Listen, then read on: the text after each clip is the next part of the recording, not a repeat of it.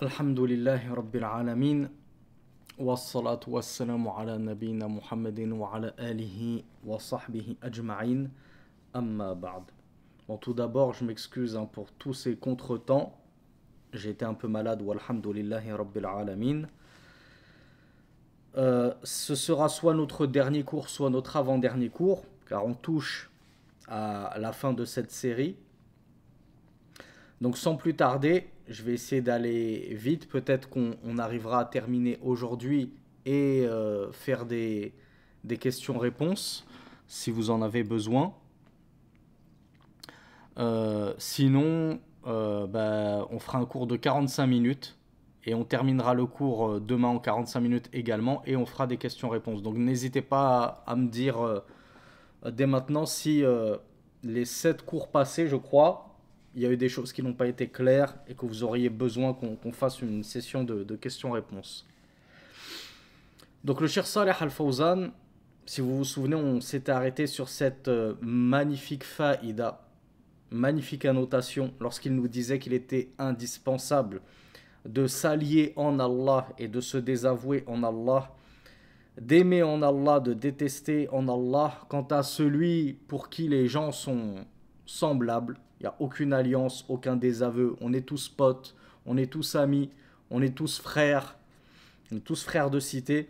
Alors celui-là n'a en réalité toujours pas mécru au tarot, parce que seul celui qui a pris pour allié en Allah et pris pour ennemi en Allah, donc pris pour allié les musulmans et les croyants, et pris pour ennemi les non-musulmans et les non-croyants, eh bien seul celui qui a réalisé ceci a vraiment concrétisé le désaveu du tarot et la mécroyance en le tarot.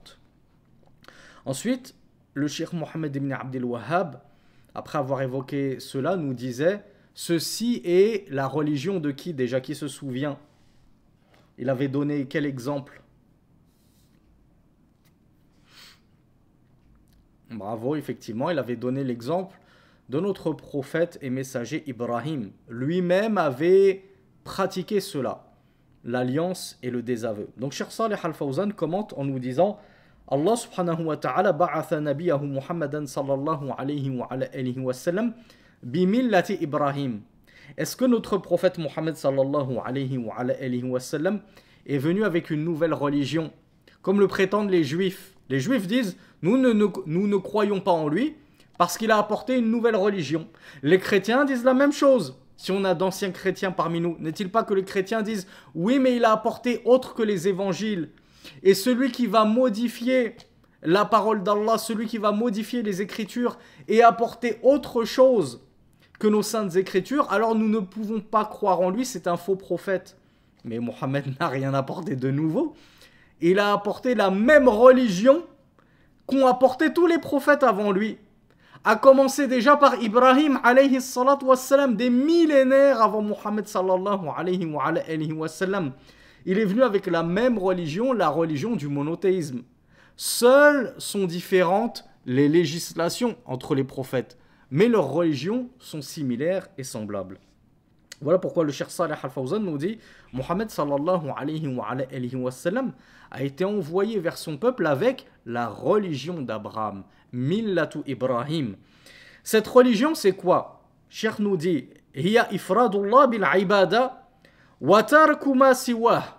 Donc déjà, la religion du monothéisme, c'est de concéder toutes nos adorations, plutôt de vouer toutes nos adorations et toute l'adoration à Allah seul, et donc de n'en détourner à autre que lui rien du tout.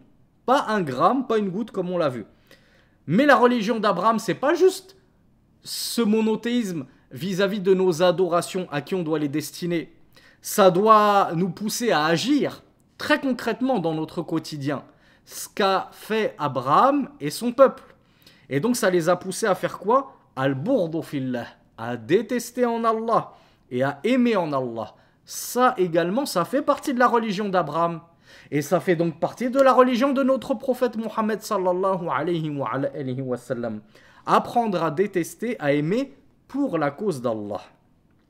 وملة إبراهيم كما قال الله سبحانه وتعالى قد كانت لكم أسوة حسنة في إبراهيم والذين معه إذ قالوا لقومهم إنا براء منكم ومما تعبدون من دون الله كفرنا بكم وبدا بيننا وبينكم العداوة والبغضاء أبدا حتى تؤمنوا بالله وحده.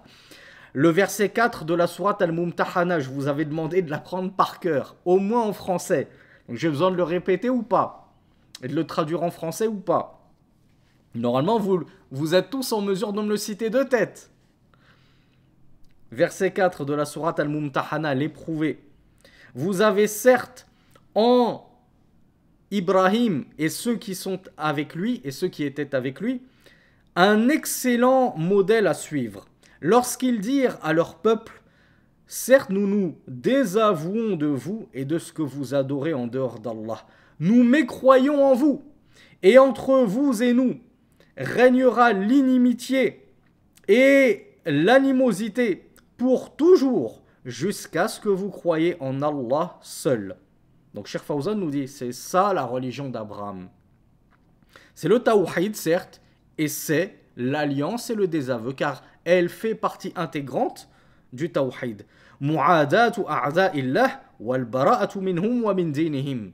Le fait de prendre pour ennemis les ennemis d'Allah et de se désavouer d'eux et de leur religion. Donc c'est pas juste on se désavoue de leur religion, de leur rite, de leur fête païenne. Moi je me désavoue de Noël. Oui, mais tu continues à jouer justement au foot, tu continues à aller au restaurant, à aller au ciné avec des adeptes de Noël. Donc c'est pas juste se désavouer du culte, faut se désavouer des adeptes du culte également. فَمَنْ لَمْ يَتَبَرَّأْ مِنْهُمْ فَإِنَّهُ لَيْسَ عَلَى مِلَّةِ إِبْرَاهِيمَ. Donc Cheikh Fawzan nous dit cette vérité qui pique. Et c'est pour ça que j'espère que vous avez encore un peu de mercurochrome en stock, après le savon que je vous ai passé lors du cours dernier. Cheikh Fawzan Hafidhahullah nous dit, celui qui ne s'est donc pas désavoué d'eux, des infidèles, alors il ne repose pas sur la religion d'Abraham. Parce que Abraham, lui, s'est désavoué des infidèles, jusqu'à ce qu'il se soit désavoué de qui parmi les infidèles? Bismillah. Effectivement, jusqu'à ce qu'il se soit désavoué de son propre père. Toi, on ne te demande même pas d'aller aussi loin. Je l'espère pour toi, mon frère, ma sœur, même si je sais que certains d'entre vous n'êtes pas dans ce cas-là, que la plupart de vos parents sont musulmans. On vous demande juste de vous désavouer de ses collègues de travail, ses amis, ses camarades, etc. Essayez de couper les ponts, d'apprendre à travailler cet éloignement. D'ailleurs, ça me fait penser, parce que j'avais regardé l'extrait vidéo que j'avais publié sur YouTube par rapport à ça, l'alliance et le désaveu. Je vous avais dit qu'il m'avait fallu 4-5 ans pour couper les ponts petit à petit avec cet ami congolais. En réalité, je me rends compte que non, parce que lorsque j'étais marié, donc je me suis marié moins de 3 ans après ma hijra, bah déjà je le fréquentais plus du tout et je le voyais plus. Donc il m'avait fallu moins de 3 ans pour totalement couper les ponts avec tous mes anciens amis infidèles.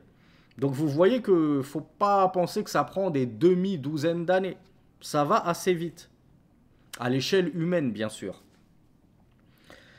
Donc le Cheikh Fawzan, Hafidhahullah, nous dit que, voilà, celui qui n'a pas concrétisé ce désaveu des infidèles, il ne repose pas sur la religion d'Abraham.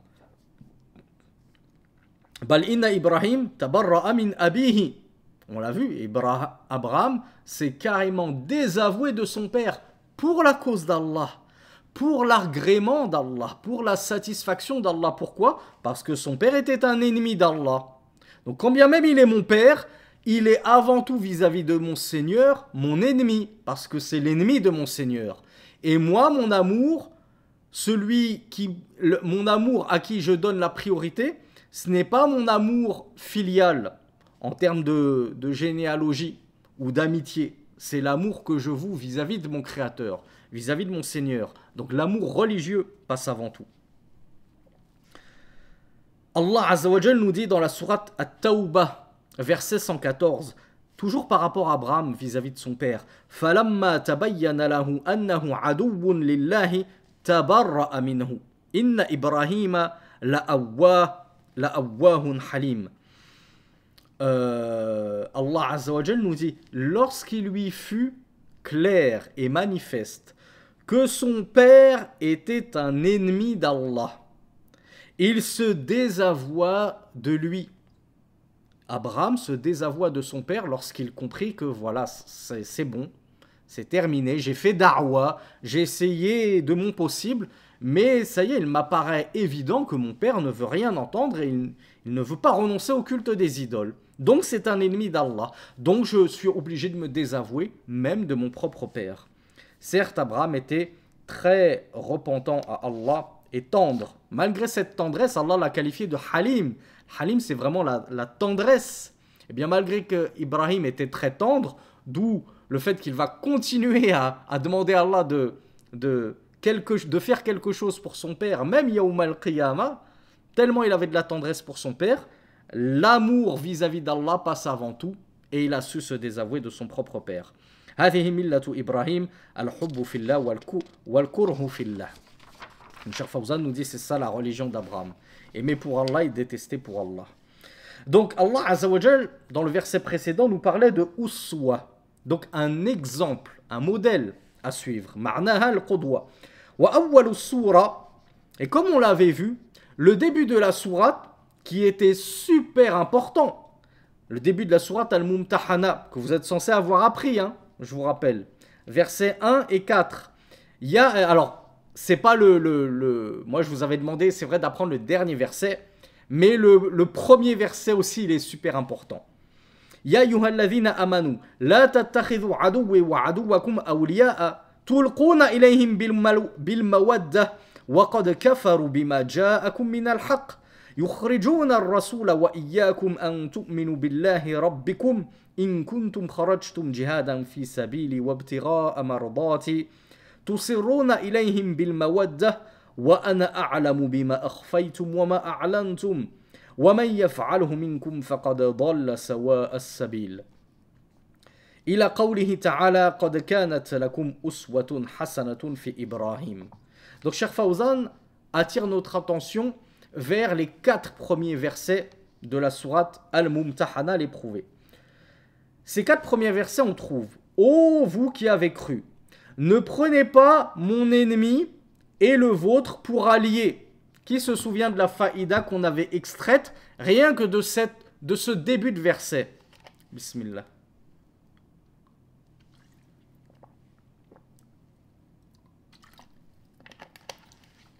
Personne, pourtant elle est simple, hein, cette faïda, il n'y a pas besoin de chercher midi à 14h. Alors Amina nous dit, un ennemi c'est celui qui ne croit pas en Allah. Oui, mais il ne me semble pas que c'était ça la faïda qu'on avait extraite.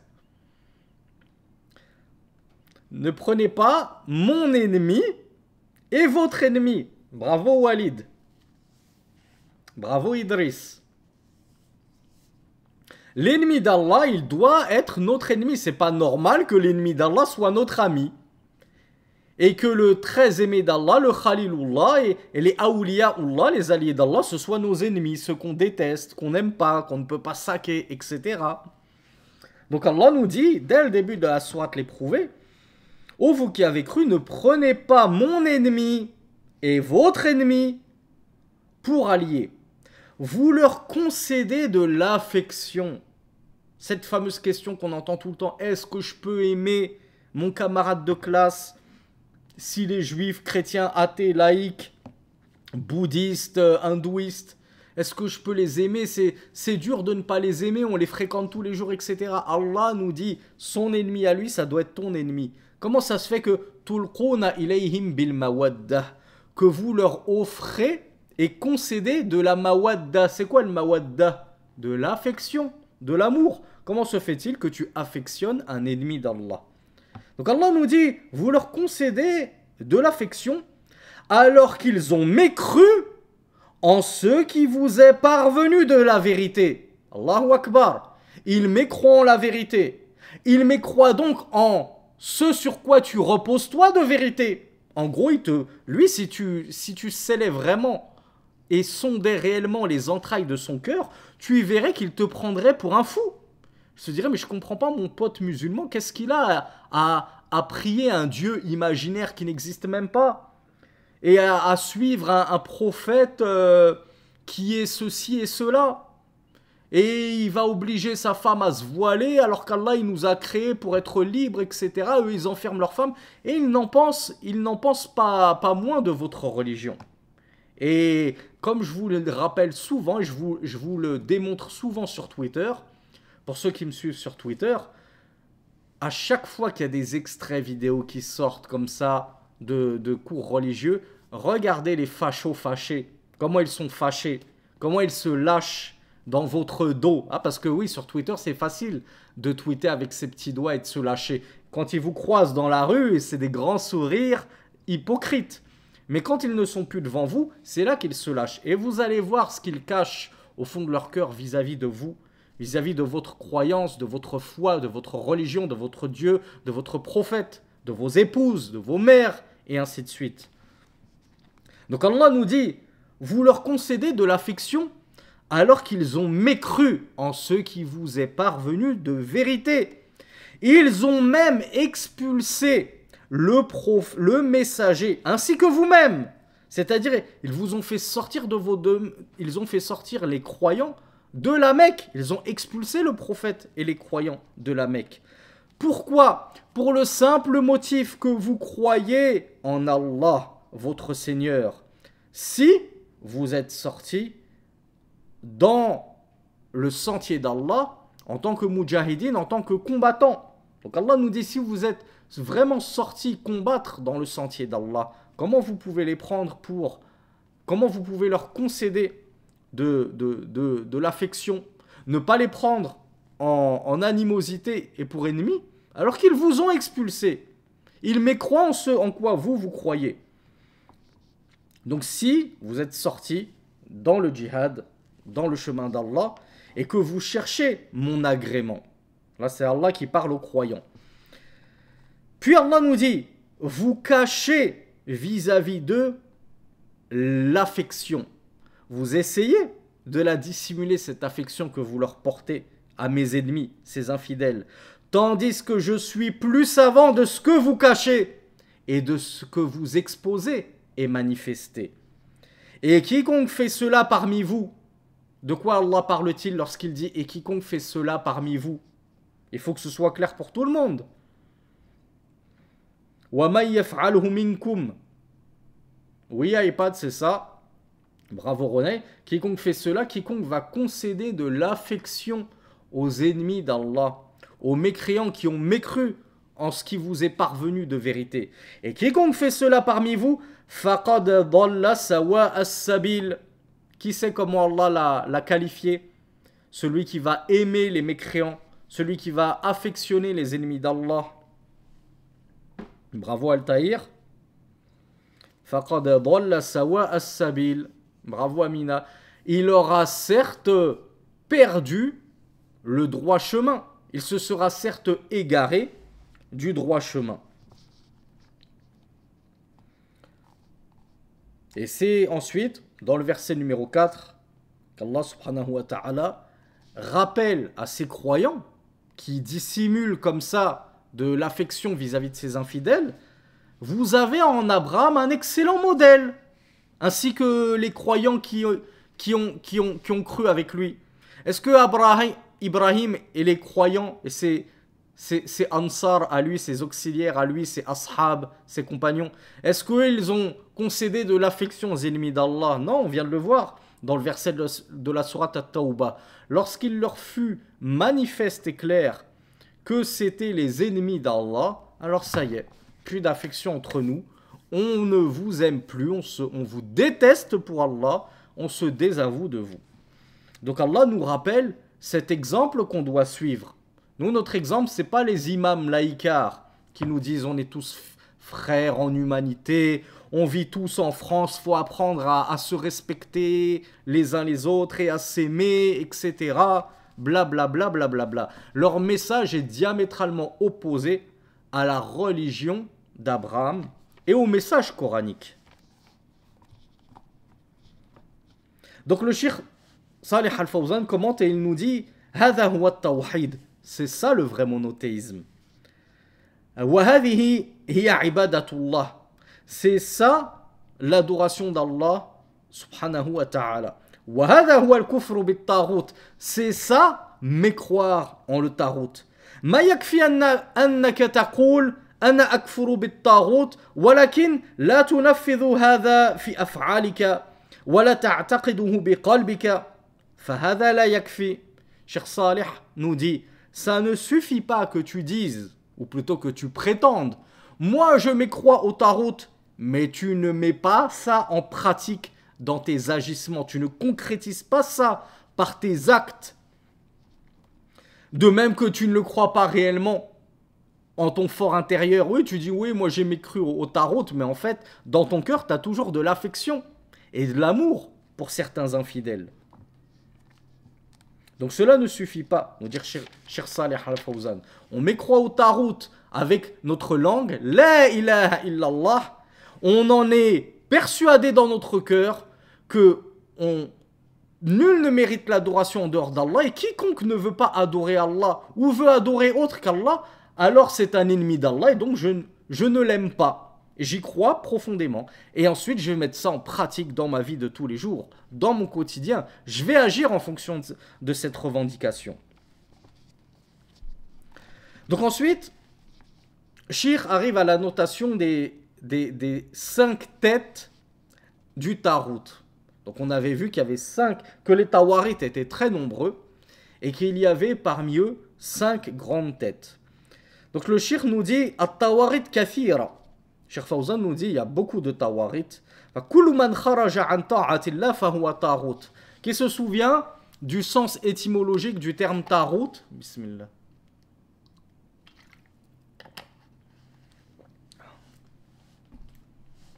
Bravo. Outrepasser la limite. Donc le Cheikh nous dit quiconque va sortir de l'obéissance d'Allah, donc il aura transgressé la limite, eh bien, il est un tarout. Et avec une telle définition, on ne saurait dénombrer le nombre de tawarit sur terre. Combien ne transgressent pas les limites d'Allah subhanahu wa ta'ala. Cependant, il y a 5 têtes principales au tarout. Donc la première, on avait vu que c'était le diable, ash-shaytan. Car la base de tous les tawarit, c'est le diable. C'est lui qui est à la base et derrière tous les tawarit. ومثله طواغيت الإنس شياطين الإنس الذين يحسنون للناس عبادة غير الله. Alors, quand on parle de diable, qu'est-ce que vous comprenez? Qu'est-ce que vous entendez par diable? Alors, Saf me dit Iblis et les shayatin. Faisal me dit tous les djinns. C'est la réponse que j'attendais de votre part. Parce que justement, on a tendance à oublier, quand bien même je suis sûr que chacun d'entre nous récite au moins une fois par jour Surat An-Nas. Comment elle se conclut? Surat An-Nas, c'est quoi le dernier verset?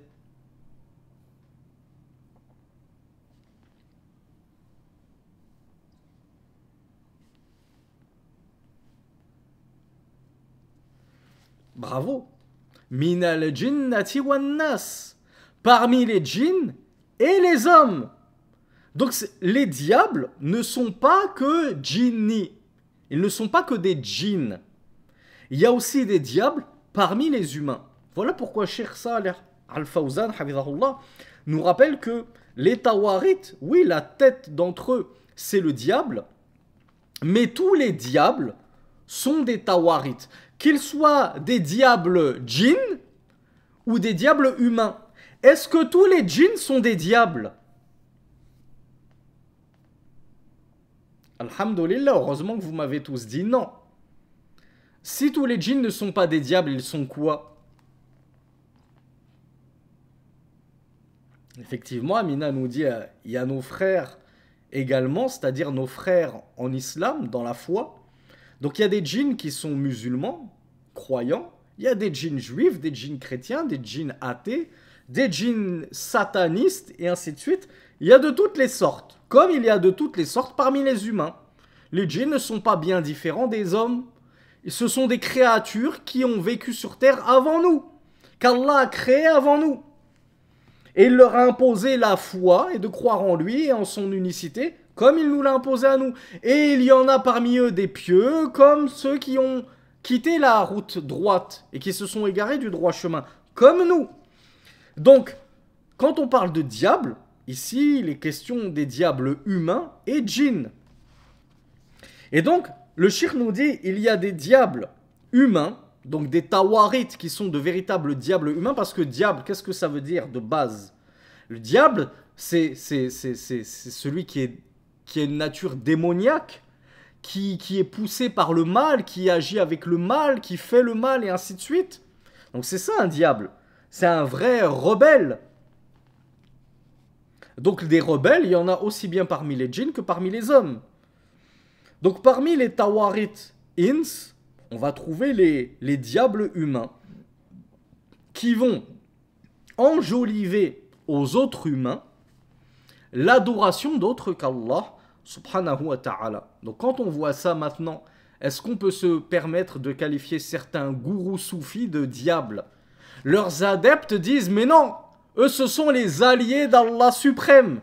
Et nous on leur dit, mais un allié d'Allah qui t'invite à l'adorer lui directement. Souvenez-vous de ce qu'on avait vu dans un cours précédent. Il te dit, lorsque je serai mort, que ce ne soit pas l'espace d'une coudée de terre qui t'empêche de m'invoquer, de me solliciter, de me demander tes besoins. Allahu Akbar.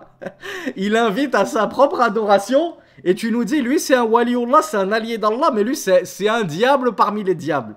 C'est l'un des plus grands diables, l'un des plus grands tawarites. Donc bien sûr qu'il y a des diables humains qui invitent d'autres humains à adorer autre qu'Allah subhanahu wa ta'ala.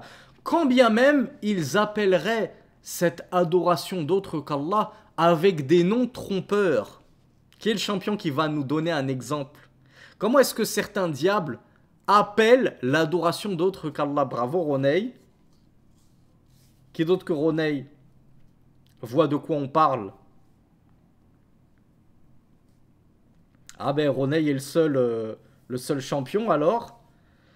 Alors il y a Idriss Norman et Mohamed qui nous parlent d'intercession. Le terme exact c'était at-tawassul. Et ils vont dire faites le tawassul par nous. Tawassul c'est justement, comme nous le disait Mohamed, un petit peu prendre un intermédiaire entre toi et Allah. Fais le tawassul par moi. Recherche Allah par mon intermédiaire. Donc en gros, adore-moi, invoque-moi, sacrifie pour moi pour te rapprocher d'Allah subhanahu wa ta'ala. Ça c'est du shirk. On l'a vu, c'est la définition même du shirk. Comment dire, comment on appelle ça là, ce mouvement que je suis en train de faire là, de déplacer une adoration pour un autre qu'Allah, de concéder, j'ai oublié le terme, je crois que ça commence par un D, non? Détourner, merci Roney. De détourner une adoration pour un autre qu'Allah. Tu vas la détourner pour ce gourou, ce charlatan, etc. Lui va te dire, mais non, c'est pas du shirk, c'est du tawassul. Et il va commencer à t'embrouiller, à te ramener des soi-disant preuves, des soi-disant hadiths, etc. pour te montrer qu'il n'y a aucun mal en réalité à l'invoquer lui, même après sa mort, à chercher le secours auprès de lui, etc. Donc le Cheikh Saleh Al-Fawzan nous dit, il y a de véritables diables qui enjolivent aux gens l'adoration d'autre qu'Allah, notamment par le biais d'appellations trompeuses. Et donc ils vont leur permettre à ces gens-là d'immoler pour autre qu'Allah, alors qu'on a vu que immoler c'est une adoration qui ne peut donc être vouée qu'à Allah. Ils vont leur enjoliver le fait de faire des vœux. Vous savez ce que c'est qu'un vœu pieux? Oh Allah, je te fais le vœu que si tu m'aides à avoir mon baccalauréat cette année, je vais faire du qiyamul layl tout l'été. C'est un vœu pieux. Ben, il y a des shayatins qui vont dire faites-nous des vœux à nous. Subhanallah. Adressez-nous vos vœux. Ils vont leur enjoliver le fait de chercher le secours auprès d'un autre qu'Allah. Ils vont leur enjoliver le fait d'invoquer des morts. Non mais, vous savez, lorsque vous invoquez ce mort, vous n'êtes pas en train d'invoquer un cadavre, vous invoquez un saint qui est vivant auprès de son Seigneur, en train de profiter de sa place illustre qu'Allah lui a accordée au paradis. Ce n'est pas un simple mortel, c'était un grand rapproché d'Allah, donc c'est pas pareil, etc. Ils sont en train d'enjoliver, tels des shayatines, le koufr et le shirk aux gens. وَيُسَمُّونَهُ بِأَسْمَاءٍ يَخْدَعُونَ النَّاسِ بِهَا هَؤُلَاءِ الطَّوَاغِتِ. Donc ceux-là, ce sont de grands tawarit, nous dit Cheikh Salih Al-Fawzan. وَعِبَادَةُ الشَّيْطَانِ تَكُونُ بِطَاعَتِهِ. Et adorer le diable, puisqu'il y en a qui adorent le diable, le cheikh nous dit, il suffit pour être considéré comme ayant adoré le diable, de lui obéir. Et c'est vrai que, je vous avoue, quand j'ai vu quand le cheikh nous explique cela, et c'est pas une faute, hein, parce que le cheikh l'a répété plusieurs fois, mais bien sûr, les propos des gens de science, on les prend les uns à la lumière des autres, etc. Le cheikh n'est pas en train de nous dire que celui qui obéit au diable, voilà, il a fait un faux pas, il a désobéi à Allah en obéissant au diable, parce que quiconque désobéit à Allah obéit forcément au diable. Donc voilà, il a chuté, il a fait un faux pas, il a fait une grosse boulette, il a fait un péché, donc il a obéi au diable. Mais Cheikh Fawzan nous dit, obéir au diable, c'est adorer le diable.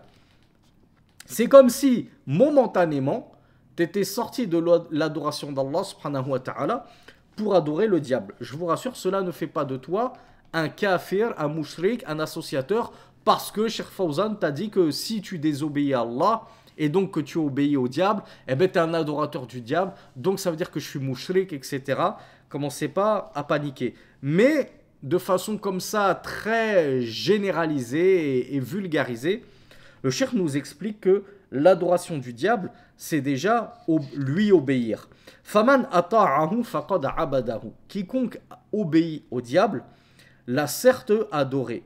Ala ikhtilafi anwa'i hadhihi al-ibada. Mais le cheikh nous dit, mais il y a différentes catégories d'adoration du diable. C'est pas tout le temps une adoration qui te fait sortir de l'islam et de la foi. Faminha ma yasilu ila hadd al-kufri wa shirk. Bien sûr, parmi les adorations du diable, il y en a qui font clairement sortir de la foi et tomber dans le polythéisme et le shirk. Et parmi les adorations du diable, il y en a qui sont en dessous de cela.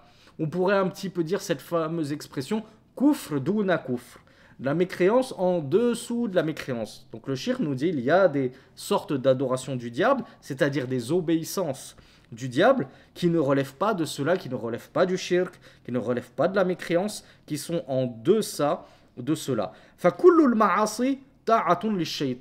Mais on pourrait dire comme ça de façon générale que chaque désobéissance, c'est-à-dire à Allah, est une obéissance au diable. Et la pire des désobéissances à Allah, et donc la pire obéissance au shaitan, c'est bien sûr l'association à Allah. ويساعده شياطين الإنس من علماء الضلال الذين يدعون الناس إلى عبادة غير الله. Et le shaitan, il va avoir des auxiliaires. Donc, je vous pose pas la question, vous allez me tous dire, oui, ben les shayatins parmi les ins, parmi les djinns plutôt. Il y a le diable, le Satan, le lapidé, il a ses auxiliaires, il a ses soldats, etc.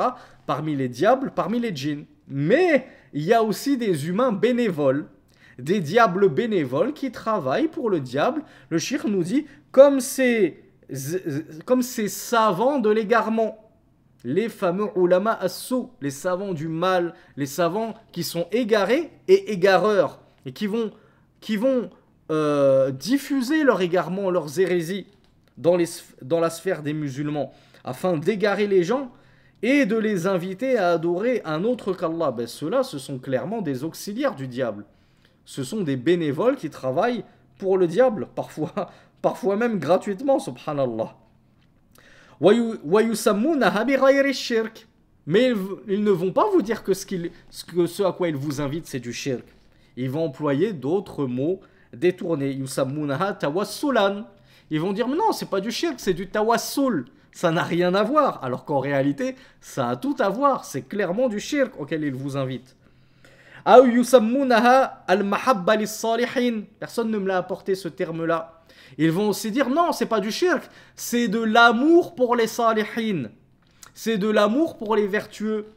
Je suis sûr que vous êtes nombreux à vous souvenir par quoi est né le shirk, comment est né le shirk à l'époque de Nuh, ou même un peu avant Nuh. Ben, le diable leur a fait miroiter que par amour des vertueux, il convenait qu'on forge et qu'on édifie des statues à leur effigie. Et le diable leur disait, ne vous inquiétez pas, ça, ce que vous êtes en train de faire comme pratique, c'est aimer les vertueux. Et, question piège, est-ce que aimer les vertueux, ça fait partie de l'amour d'Allah ou c'est du shirk? Bismillah.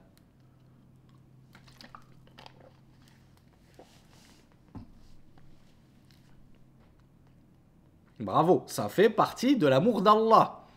Aimer les vertueux, les salihin, les grands adorateurs d'Allah, les grands savants, ça fait partie de l'amour d'Allah. Quand tu aimes Allah, tu aimes ceux qu'Allah aime. Et Allah, Wallahu yuhibbul muttaqin, comme il nous le dit dans le Coran. Et Allah aime les pieux, il aime les vertueux, il aime ceux qui le craignent. Et il aime les ulama, les savants. Donc, les shayatines et les égarés égareurs vont vous dire non, non, mais ce que vous êtes en train de faire là, invoquer, immoler pour des saints, c'est pas du shirk, c'est juste une manifestation de votre amour pour ces saints-là. Et attention, aimer un saint, c'est aimer Allah. Donc en faisant ça, en invoquant ces gens-là, en égorgeant pour eux, vous êtes en train d'adorer Allah, vous êtes en train d'aimer Allah. Il y avait Saf qui me disait, c'est comme les chrétiens avec leurs idoles. Oui, les chrétiens au départ, ils se sont inventés une trinité, ce qui était déjà beaucoup. Et non contents d'être tombés dans le polythéisme, on a les orthodoxes. Alors orthodoxes dans le sens, les chrétiens orthodoxes, parce que normalement l'orthodoxie, c'est censé être le juste milieu authentique de la religion. Mais les orthodoxes chrétiens, notamment du côté de la Russie, etc., eux, ils se sont rajoutés encore tout un tas de saints. Ça leur suffit pas d'invoquer Jésus, Marie et Gabriel. Non, il faut encore qu'on invoque Saint Paul, Saint Michel, Saint Joseph, Saint ceci, Saint cela, Sainte Madeleine, Sainte Marie de la Mer et je ne sais quoi. Et ils se sont retrouvés eux-mêmes avec 360 divinités. Les fameux 365 saints du calendrier grégorien. Regardez le shaitan, comment il fourvoie les gens. Eux, ils pensent que c'est aimer le Créateur que d'aimer ses alliés et ses saints, mais ce n'est pas de l'amour des saints que vous êtes en train de faire. C'est de l'adoration des saints. Et ces saints-là se désavouent de votre adoration en réalité.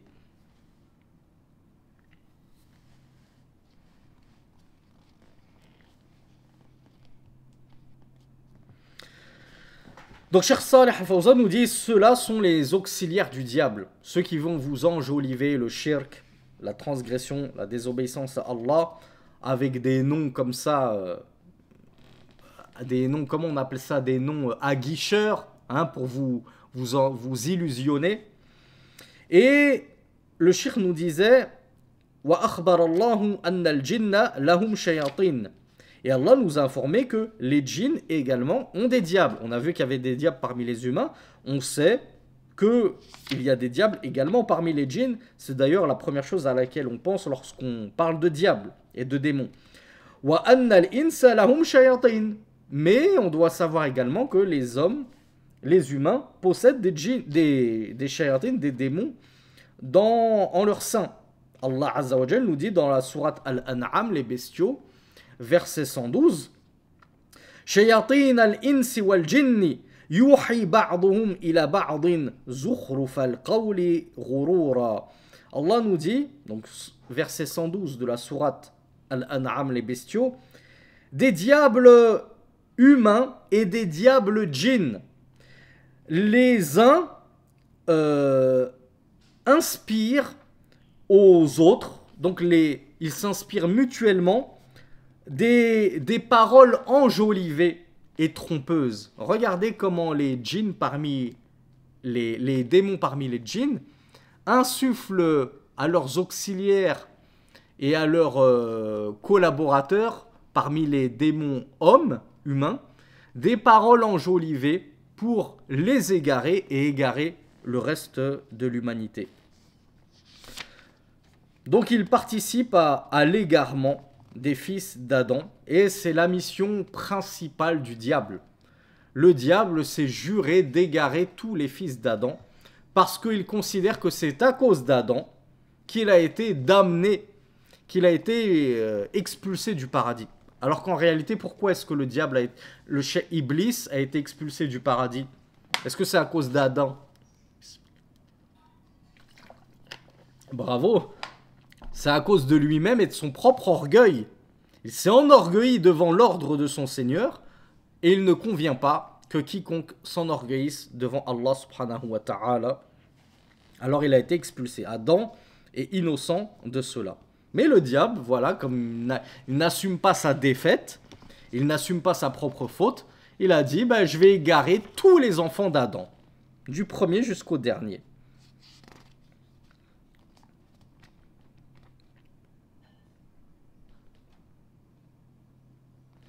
Donc le shir nous dit, donc voici le premier type de tawarit, ash-shaytan, le diable. وَمَنْ سَارَ فِي رِكَابِ الشَّيْطَانِ, et quiconque va cheminer sur les pas du diable, lui aussi sera un tarout. حَتَّى وَلَوْ قَالَ الْإِنسَانِ أَنَا مَا أَعْبُدُ الشَّيْطَانِ. Mais imaginez que on est des humains qui disent mais moi j'adore pas le diable. Imaginez que Jay-Z, Beyoncé et les grandes stars là, dont on soupçonne que ce sont des adorateurs du diable. Imaginez qu'ils vous disent mais non c'est faux, nous on n'est pas des adorateurs du diable. Regardez, on a un gros crucifix. J'ai une grosse chaîne avec un gros crucifix autour du cou. Ils essayent de vous manipuler comme ça, de vous faire croire le contraire de ce que recèle leur cœur. Eh bien, le Cheikh Saleh Al-Fawzan nous dit, quand bien même la personne dirait, mais moi je ne suis pas un adorateur du diable. Naqul idha ata'tahu wa anqadtalahu faqad abadtahu. Nous lui répondons, si tu as obéi au diable, que tu t'es soumis à lui, que tu suis ses ordres, alors certes tu l'as adoré. Et certes, les chanteurs, et à leur tête les grandes stars du rap, de la R&B et tout, et notamment les grandes stars américaines, etc., sont clairement des grandes adoratrices du diable. Et certains ne s'en cachent même pas et le reconnaissent, qu'ils ont vendu leur âme au diable. Et ce n'est pas une métaphore, ils ont véritablement vendu leur âme au diable. Et ils ont fait des pactes avec le diable. Donc le shaitan nous dit, le Cheikh Saleh Al-Fawzan nous dit, نقول إذا أطعته وانقدت له فقد عبدته شئت أم أبيت الذي لا يعبد الشيطان هو الذي يخالفه ويعصيه. Donc le Cheikh Saleh Al-Fawzan nous dit, si tu obéis au diable, que tu te soumets à ce qu'il te commande, alors tu l'as adoré. Que ça te plaise ou non, que tu sois d'accord avec cela ou non. Celui qui n'adore pas le diable, c'est celui qui lui désobéit. C'est celui qui va contredire le diable. Le diable vient te murmurer, délaisse la prière, délaisse le jeûne, délaisse le voile, délaisse l'obéissance à tes parents, délaisse l'obéissance à ton mari. Toi, tu le contredis. Tu ne lui obéis pas, tu obéis à Allah subhanahu wa ta'ala. Eh bien toi, oui, tu n'auras pas adoré le diable. Mais celui qui suit à chaque fois le diable dans la transgression et la désobéissance à Allah, on peut considérer que c'est un adorateur du diable, nous dit le Cheikh Saleh Al-Fawzan, hafizahullah. Lakin qad takunu ibadatu shaytan tasilu ila al-kufr al-mukhrij min al-milla wa takunu duna dhalika. Mais comme on l'a vu, l'adoration du diable, elle peut atteindre effectivement le niveau de kufr, de mécréance qui te fait sortir de la religion de l'islam, et ça peut ne pas atteindre cela et être une adoration minime, mineure, kufr duna kufr. Lakinnaha kullaha ta'atun lish-shaytan. Cependant, Shirk considère que ce soit une adoration majeure qui te fait sortir de l'islam ou une adoration mineure qui ne te fait pas sortir de l'islam, ça reste une obéissance au diable dans tous les cas. Deuxièmement, deuxième tête du Tarout, il y avait celui qui va juger par autre que ce qu'Allah subhanahu wa ta'ala a fait descendre. Donc Cheikh Saleh Al-Fawzan nous dit هذا يعم كل من حكم بغير ما أنزل الله بين الناس في الخصومات والمنازعات حكم بينهم بالقانون أو بعوائد البدو والسلوم التي عليها البدو والقبائل وأعرض عن كتاب الله هذا هو الطاغوت. Donc Cheikh nous dit cela est général et englobe quiconque jugera par autre que ce qu'Allah subhanahu wa ta'ala fait descendre parmi les gens. Alors, j'ai envie de sortir un petit peu des propos du Cheikh Saleh Al-Fawzan, très rapidement, pour évoquer des propos de Cheikh Al-Albani qui sont très justes. Parce qu'on entend beaucoup, certains parmi les Khawarij, les Takfiri, les frères musulmans, etc., s'acharner sur les gouverneurs. Et non, on a vu que, effectivement, euh, à partir du moment où tu ne mets pas en application la charia, que tu ne juges pas par la charia, tu as un tarout. Qu'on considère que tu sois sorti de l'islam ou non, on a vu la divergence à ce sujet. On a vu qu'il y a des savants qui voyaient que si tu remplaçais la plus grande partie de la charia par des lois forgées, tu étais mécréant. On a vu que d'autres savants n'étaient pas allés aussi loin. On avait vu l'avis notamment de Cheikh Ibn Baz, rahmatullahi alayhi. D'ailleurs, Cheikh Ibn Baz, dans un avis que vous n'entendrez pas beaucoup et qui risque de vous faire écarquiller les yeux, Cheikh Ibn Baz, on l'avait questionné au sujet de ces gouverneurs dans les pays musulmans et arabes, et il avait clairement dit, c'est vrai que dans la plupart des pays arabes et les pays musulmans, eh bien, les gouverneurs ne mettent pas en application la charia et ne jugent pas avec la charia. Et il avait expliqué que celui qui va faire cela par conviction que la charia n'est pas, elle est désuète, elle est obsolète, ou bien qu'il pense qu'il a le droit de choisir entre mettre en place la charia ou mettre en place la loi des hommes, etc., celui-là est un mécréant. Et donc on lui avait dit, est-ce que ce sont des mécréants, la plupart des gouverneurs dans les pays d'islam, les pays arabes, etc. Eh bien le Cheikh Ibn Baz, rahmatullahi alayhi, avait dit, ce qui apparaît, donc il a dit Wallahu a'lam, et Allah est le plus savant, mais c'est vrai que ce qui m'apparaît, c'est que la plupart de ces gouverneurs, ce sont des gouverneurs qui ont agréé cela. Ils ont agréé les lois forgées. Ils se sont réellement détournés de la loi d'Allah. Ils savent donc qu'ils n'ont pas le droit de faire cela, qu'il ne convient pas de supplémenter ou de substituer la loi d'Allah à la loi des hommes. Malgré tout, ils le font. Et ce n'est pas juste par des intérêts, des penchants, etc. C'est vraiment un agrément. Et donc ça, c'est ce qui était apparu à Cheikh Ibn Baz, qui considérait que, visiblement, il semblerait qu'ils fassent cela par conviction. Et donc s'ils le font par conviction, par agrément, par satisfaction, eh bien forcément ils sont koufars. Mais il n'est pas allé jusqu'à affirmer de manière péremptoire que la plupart des gouverneurs des pays arabes, des pays d'islam étaient koufars, mais il a dit c'est vrai que c'est ce qu'ils affichent en apparence. Quand on écoute leurs discours, quand on les regarde agir avec les infidèles, etc., ça paraît assez évident. Donc regardez, hein, quand les takfiri, les khawarij, les frères musulmans qui nous disent nous on est nous les salafis on est des lèche-bottes, on est ceci, on est des vendus, non, on n'est pas on vous cache pas la vérité. Et nos grands savants, lorsqu'on creuse, parce que c'est vrai que ce ne sont pas des paroles qui sont ultra répandues, démocratisées, mais elles existent. Alhamdoulilah, en plus de nos jours, on a Internet, on a les audios, on entend. Et ce sont des audios qui datent d'il y a une dizaine d'années. Déjà une dizaine d'années, le shir est déjà mort il y a 20 ans. Mais ces audios sont déjà disponibles sur YouTube depuis une dizaine d'années. Il y a une dizaine d'années, il n'y avait pas encore l'IA. Pourriez-vous dire, oui, mais ça se trouve, c'est l'intelligence artificielle, les khawarij, ils font parler Cheikh Ibn Baz. Et c'est vrai, il y en a qui ont commencé à prendre des vidéos à faire dire à Cheikh Saleh Al-Fawzan des choses qu'il n'a jamais dites. Il y en a un qui a affiché Cheikh Saleh Al-Fawzan qui dit « Je suis Cheikh Fawzan et je tiens à vous dire que ceci est une intelligence artificielle, ce n'est pas moi qui tiens ce discours. » Et c'est vraiment la voix de Cheikh Saleh Al-Fawzan. Donc on vit une époque terrifiante et abominable où maintenant on a presque peur de croire en ce qu'on voit sur Internet. Tant qu'on ne voit pas le savant devant nous en train de parler, de l'écouter de nos propres oreilles, on peut légitimement se dire est-ce que c'est pas une vidéo trafiquée, une IA, etc. Parce qu'avec l'IA, l'intelligence artificielle, on arrive vraiment à faire des choses épouvantables et qui relèvent de la grande, prédigitation. Mais donc, comme je vous l'ai dit, ces fatwas-là, elles datent de tellement longtemps qu'on sait que l'IA, si elle existait, c'était une niche parmi les grands technophiles aux États-Unis, etc. C'était pas suffisamment démocratisé pour que ça se trouve sur des petits comptes de religion. Et donc, on entend bien le cheikh Ibn Baz dire ces propos-là. Ça a été retranscrit d'ailleurs. Ça se trouve sur beaucoup de sites. Donc, Cheikh Ibn Baz avait dit ça. Cheikh Rabi' al-Madkhali également, lui-même disait voilà, chez la plupart des gouverneurs, il y a la charia, voilà ceci, voilà cela.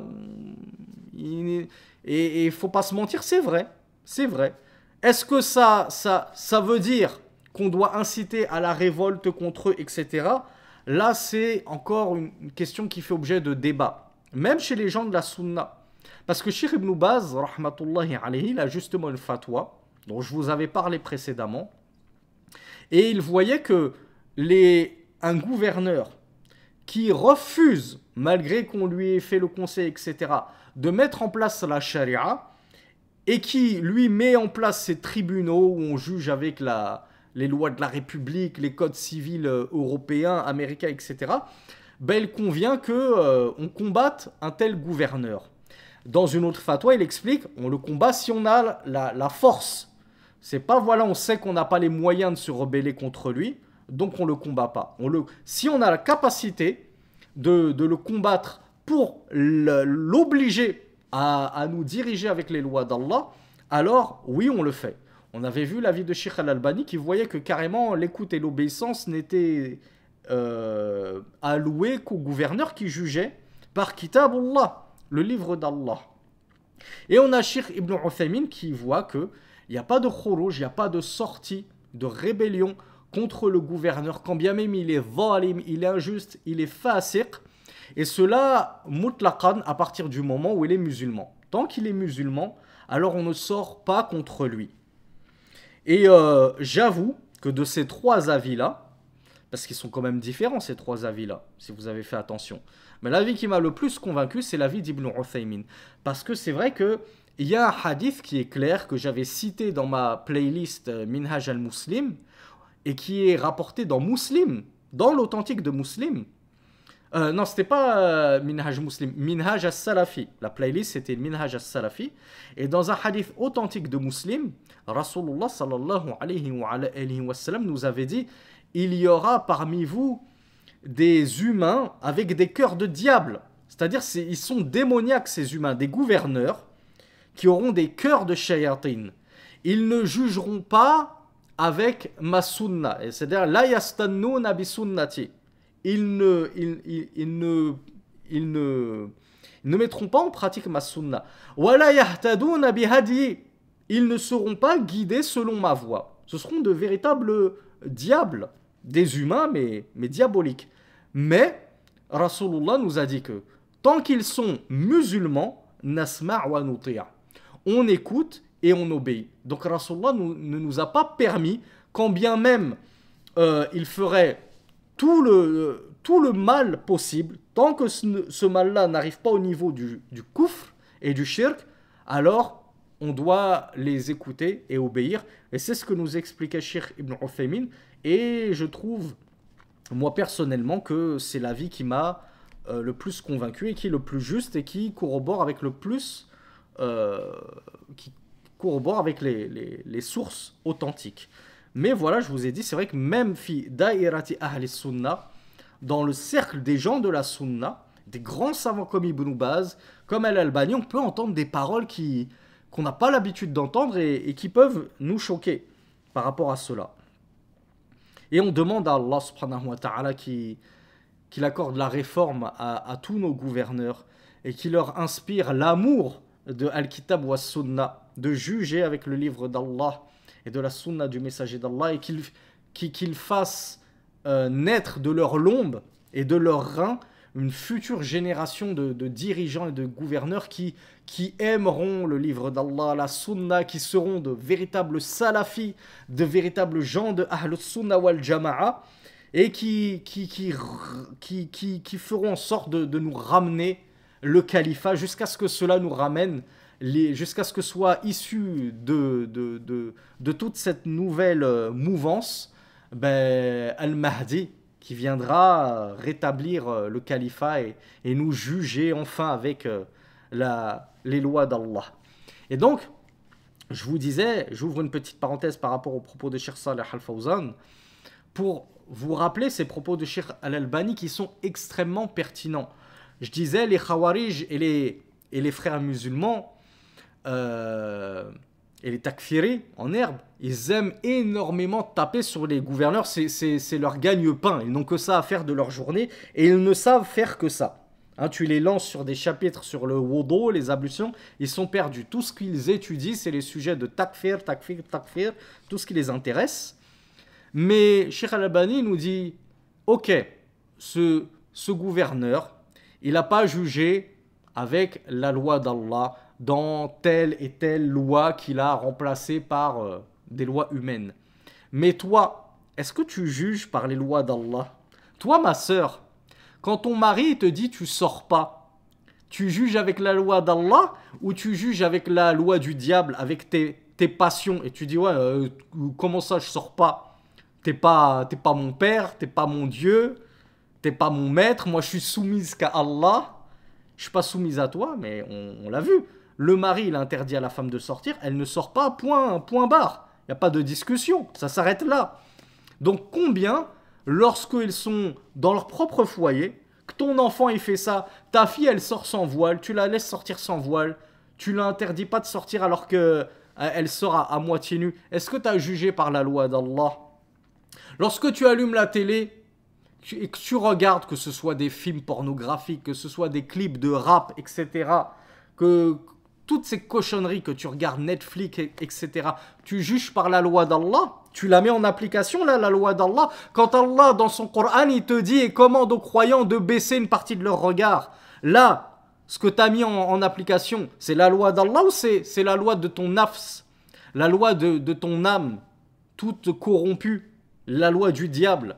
Donc, Cheikh Al-Albani nous disait, nous-mêmes, est-ce que nous, on met la loi d'Allah en pratique dans notre quotidien, dans nos foyers, avant de regarder ce que font les gouverneurs? Donc on n'excuse pas les gouverneurs. On a dit un gouverneur qui juge par autre que la loi d'Allah, c'est un tarout. Donc qui va nous traiter de vendus? Mais toi, ne serais-tu pas un tarout aussi? Avant de regarder ce que fait ton voisin, regarde-toi toi dans un miroir. Ne serais-tu pas un tarout? Parce que bien souvent, dans bien d'affaires, dans ta vie de tous les jours, au travail, dans tes transactions, lorsque tu vas tricher un petit peu au marché, que tu vas peser moins ou plus, etc., que tu vas rendre moins ou plus, est-ce que tu ne serais pas un tarout lorsque tu désobéis au commandement d'Allah subhanahu wa ta'ala? Donc le Cheikh Fawzan, hafidhahullah, nous disait, celui qui va juger par autre que ce qu'Allah a fait descendre, cela va englober quiconque parmi les gens, pas juste les gouverneurs, même les gouvernés, va juger par autre que ce qu'Allah a fait descendre dans les litiges, les divergences, etc. Comme on l'a vu, toi tu es un frère, tu es une sœur qui semble pieux et pieuse en apparence, il y a deux musulmans qui viennent te voir pour t'exposer leurs litiges. Moi en tant qu'ancien imam, en tant que prédicateur, ben, je reçois tout le temps des questions comme ça, des frères, des sœurs qui viennent me dire, voilà, mon ami m'a dit ceci, ma femme elle m'a dit cela, on est en divorce, est-ce que vous pouvez juger entre nous? Ben, nous on est obligés de juger selon ce qu'Allah a fait descendre. On ne peut pas juger en fonction de je te donne de l'argent et tu vas juger en ma faveur, s'il te plaît on est amis, est-ce que tu peux juger pour moi, etc. Donc, le fait de juger par autre que les lois d'Allah, ça peut concerner tout un chacun. On n'est pas à l'abri d'un faux pas et de juger par autre que ce qu'Allah subhanahu wa ta'ala a fait descendre de législation et de lois. Donc quiconque va juger en prenant pour base des lois forgées, en prenant pour base également des traditions bédouines, combien dans des coins reculés au bled, etc., ne leur parlez même pas de charia, c'est la loi tribale. Oui, mais nous, c'est comme ça chez nous que ça marche. Ça a toujours été ainsi chez nos ancêtres, et c'est comme ça qu'on agit. Donc, eux, c'est même pas une question ils ont suivi le code civil français ou quoi que ce soit. C'est carrément les lois ancestrales et tribales qui règnent et qui contredisent la loi d'Allah subhanahu wa ta'ala. Ben, eux aussi sont des tawarit. Pourquoi faire une fixette sur les gouverneurs? Donc le shir nous dit, quiconque va se détourner du livre d'Allah, c'est un tarout. C'est un tarout. يحكمون بغير ما أنزل الله ويدعون أن هذا من الإصلاح والتوفيق بين الناس. Quiconque va juger par autre que ce qu'Allah a révélé, en prétendant que cela relève de al-islah. C'est quoi l'islah? La réforme. Ils prétendent qu'on va réformer comme ça les communautés, on va apporter un nouveau système qui est plus adapté, qui est plus propice à l'amour, qui est plus en corroboration avec la modernité de notre ère, etc. Et que cela est préférable pour les gens d'être jugés ainsi, ben, celui-là est un tarout ou hada kadhib. Et ça, c'est un grand mensonge, nous rappelle Cheikh Saleh Al-Fawzan, de prétendre que la réforme allait dans autre que le livre d'Allah. Le Cheikh nous dit al-islah la yakunu illa bi kitabillah. Plutôt la réforme pour les gens, elle n'est autre part que dans le livre d'Allah subhanahu wa ta'ala. والتوفيق بين الناس والمؤمنين لا يكون إلا بكتاب الله. La réussite des gens, même les infidèles, s'ils étaient jugés en terre d'islam par les lois d'Allah, ou s'ils étaient jugés même sur leur terre par les lois d'Allah, ils connaîtraient le succès le plus édifiant. Mais le succès et la réforme ne résident que dans le suivi du livre d'Allah. Allah Azza wa Jal nous dit dans Surat An-Nisa, et on s'arrêtera là, Inch'Allah, parce qu'il nous reste 2 pages et demie, donc j'aurai pas le temps de les faire. Donc on fera court demain, Inch'Allah, comme je vous l'avais dit. Allah nous dit, Surat An-Nisa, les femmes, du verset 62 au verset 64. فكيف إذا أصابتهم مصيبة بما قدمت أيديهم ثم جاءوك يحلفون بالله إن أردنا إلا إحسانا وتوفيقا. Allah nous dit, alors, comment serait-il lorsque une catastrophe les touche pour ce que leurs mains ont acquis, puis ils vont venir vers toi en jurant sur Allah, nous n'avions voulu que la réforme, nous n'avions voulu que l'excellence, la bienfaisance et le succès et la réussite. أولئك الذين يعلم الله ما في قلوبهم فأعرض عنهم وعظهم وقل لهم في أنفسهم قولا بليغا. Là ici il est en train de nous parler de ceux qui s'étaient détournés du jugement du messager d'Allah sallallahu alayhi wa sallam, et donc du jugement par la législation d'Allah. Donc après qu'une calamité les ait touchés à cause de ça, à cause de ce grand péché qu'ils ont commis, de se détourner de la loi d'Allah, ils viennent jurer au prophète, nous n'avons fait cela que parce que nous ne souhaitions la réforme, justement, l'excellence et la réussite. Ils pensaient que c'était ainsi qu'ils atteindraient la réussite et le succès, en se détournant de la législation d'Allah. Donc Allah nous dit, ceux-là sont ceux dont Allah connaît ce qu'il y a dans leur cœur. Alors détourne-toi d'eux et exhorte-les et dis-leur une parole, comment je pourrais le qualifier ici, qawlan baliran, une parole qui touche les cœurs, on me dit bénéfique, j'ai pas le terme là, il vient à me manquer. Tiens-leur une parole qui les amènera à réfléchir profondément. وَمَا أَرْسَلْنَا مِنْ رَسُولٍ إِلَّا لِيُطَاعَ بِإِذْنِ اللَّهِ. Et Allah rappelle, et nous n'avons point envoyé de messager, si ce n'est pour qu'il soit obéi par la permission d'Allah. On n'a pas le choix, n'est-ce pas les coranistes? On n'a pas le choix que d'obéir au messager d'Allah sallallahu alayhi wa sallam. Et tout ce qu'il nous a apporté de jugement, quand bien même on ne le trouverait pas dans le Coran, on se doit de s'y soumettre. Nous n'avons pas le choix. Allah n'a pas envoyé de messager si ce n'est pour qu'il soit obéi par la permission d'Allah. C'est Allah qui nous a ordonné d'obéir à ses messagers.